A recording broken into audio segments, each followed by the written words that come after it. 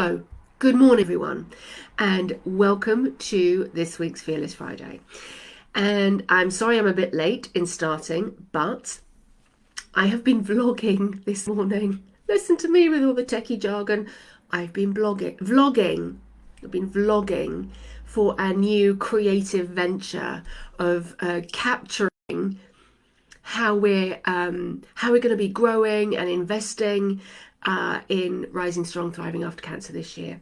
And it's going to be such an exciting year that I want to take you with me. So we are starting to vlog. That's why I'm late. Anyway, today in our Fearless Friday, I'm going to share with you a little of my personal story as I came back to life after my cancer, because what we've discovered is we have to go through certain phases, right? It's not a linear journey back to life. So once I understood the different phases that went on as I came back to life and began to thrive, when I started to get to know you, as you started to share your stories, as I started to do more research in the bigger, wider world, these are very distinct phases that we go through. And I think it's empowering and offers inspiration and hope to understand these phases, to understand that it's not going to be, you're not going to be in that phase forever. Right? And so what I've managed to do is break down those phases and break down the baby steps that are necessary. They're essential steps to take that will see you through the phases. Today's one is going to be through phase 1 of coming back to life after cancer. Phase 1 we're going to focus on today. Now, I remember this phase so well in my own personal journey. I remember believing how I felt back then, and how I was afraid and how frustrating and angry and numb and disempowering and lost and even depressed I felt. I remember the fear and frustration when my medical team stepped away and suddenly it was just me. And I remember desperately trying to make myself feel the way I did before my diagnosis. I'd certainly been able to convince those around me that all was well, that I was just as thrilled and excited as they were, that I'd made it successfully through the treatment plan. Only, of course, you and I both know none of that was true. And I think this is one of the greatest lies and misconceptions out there, where everyone, including us, believed the other side of our cancer treatment is full of joy and wisdom and exciting new plans and goals of living every day to the full. At least that was certainly my expectation of myself, which of course just makes you feel even more guilty and frustrated, because that was most definitely not how I felt.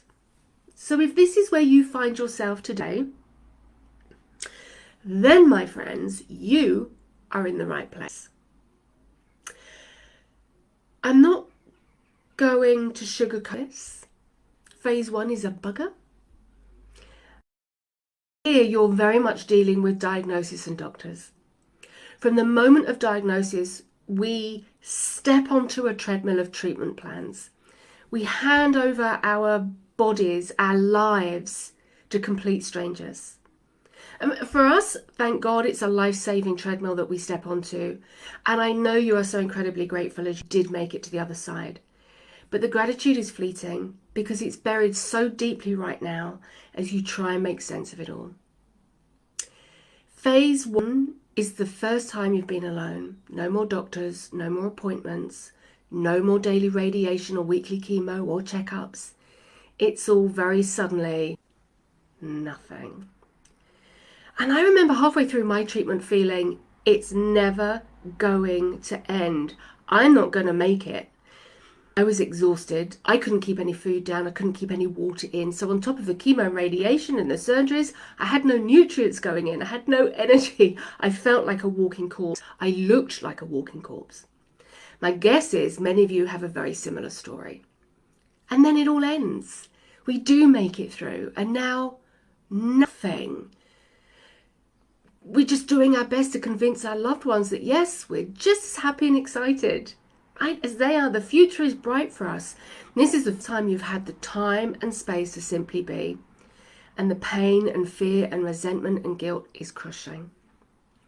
When I was in phase 1, my coach gave me a mantra to use when the overwhelm closed in. And that was just keep breathing. This time shall pass. Just keep breathing. So if this is you today, then I want you to know this time shall pass. You've just got to keep breathing. And I'm also going to share with you right now a few more steps that are going to see you through phase 1. And it's crucial to allow yourself some grieving space in this phase. You have just been hit by a Mack truck. Own that. Own the fact that you don't have to have all the answers. The answers aren't there. Just allow yourself to simply be. Now, one of the key baby steps that I took when I found myself in phase 1 was I found someone to talk to, honestly. Not a loved one where I felt I had to protect them or filter how I was truly feeling. And there are great counsellors out there for you too. Macmillan is a wonderful resource, as is Mag is, and there will be many cancer charities in your local area who will offer counselling with someone who gets it. Trust that person as one of your anchors who will help keep you grounded in the realities of life right now. I remember in my first counselling session, actually it was my second counselling session, because in my first counselling session all I did was cry. That was it. I did try and talk, but it came out as that high-pitched, snotty nonsense. In my second counselling session, the counsellor asked me how it had felt to have cancer. And I told her, it was okay. I just slept a lot. She looked at me and she nodded really slowly, and then she replied, Kat, many of my clients tell me it felt like they were dying, only they didn't have the energy to care. But you just slept a lot. Now, it took another few sessions before I could find my voice and my feelings and trust her to hold that space as I let it all out and found a semblance of acceptance of what had just happened. It's really important, if you're in phase 1, to find that person for you. Now, another thing to do, another baby step, is to move your body. Now, it doesn't matter how slowly or for how long, but every day, get outside, breathe in the fresh air. Set some gentle intentions for yourself, like those baby steps. Get them written down. Become accountable to taking those baby steps on a daily basis. So I had 4, and these are the 4 that I'm going to share with you now. And some days I managed all 4, and other days I managed only 1. Compassion and gentleness is going to be your guiding light here. Be kind to yourself. So let me share with you my first baby steps. They may inspire you. My intention of this Fearless Friday today is to inspire you to set some baby steps for yourself that are going to get you through phase 1. There is actually a funny story about how I came up with my first baby steps. And if you've been in this community a while, I would have shared them with you. You'll know that story, but I won't bore you with it today. I'll bore you another day with that one. So my daily baby steps were: write my morning pages. And I couldn't always manage 3 pages, but I wrote every morning, and sometimes at the end of the day too. More of a reflective journal at the end of the day. My second baby step was to get dressed. And by that I mean have a shower, clean your teeth, brush your hair. My third baby step was to make my bed. And I have a super king size bed, and it's a bloody workout even today. But that was my third baby step, make my bed. And the fourth one was go for a walk. And sometimes that walk was along the beach, sometimes around the garden. That was it as I navigated my way through phase one. I remember I did a lot of sleeping back then too.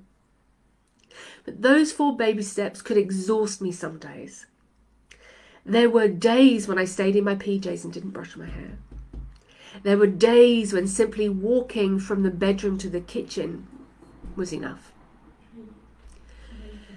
Sorry to bother you, but he's licked his foot and it's bleeding. And now I'm going to cut this video short because my doggy has bitten his foot and made it bleed. I will come back to you. Don't go away. Okay, welcome back. The doggy is fine once more.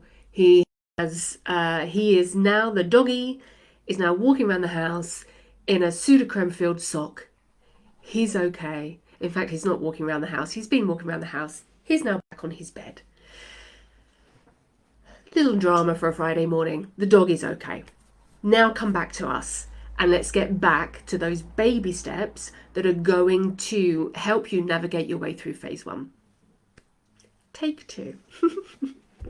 So my baby steps were, I would start my morning with my writing. Right, we all know about morning pages and Julia Cameron and how instrumental she was in helping me to come back to life, which is why I share it so much with you, like the 3 foundational stones.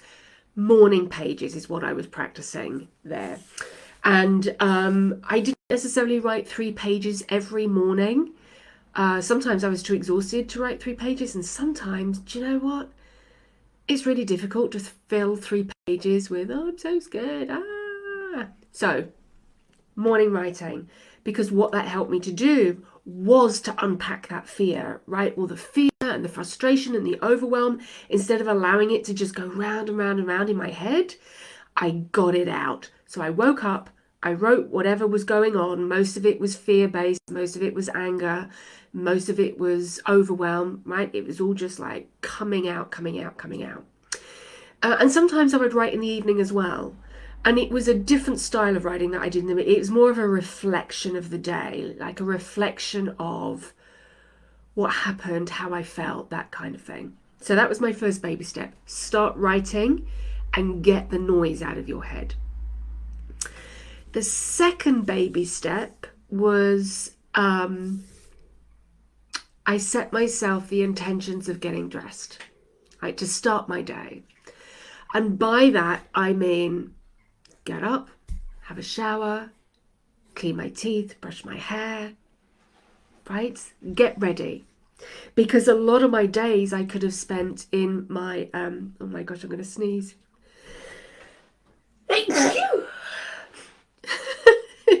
We will get to the end of this video, I promise. So a lot of, for many days I could stay in my pajamas. I didn't want to get dressed. I didn't want to brush my hair. You know, you get into that real sort of despondent malaise, right? Maybe depression, but definitely a malaise around life, right? So that was my next baby step. I had to get ready for the day. And then my third baby step was make my bed. Now I have a super king size bed. It's bloody, it is a workout even today. But I had to make my bed. And then the fourth baby step was to get outside, go for a walk.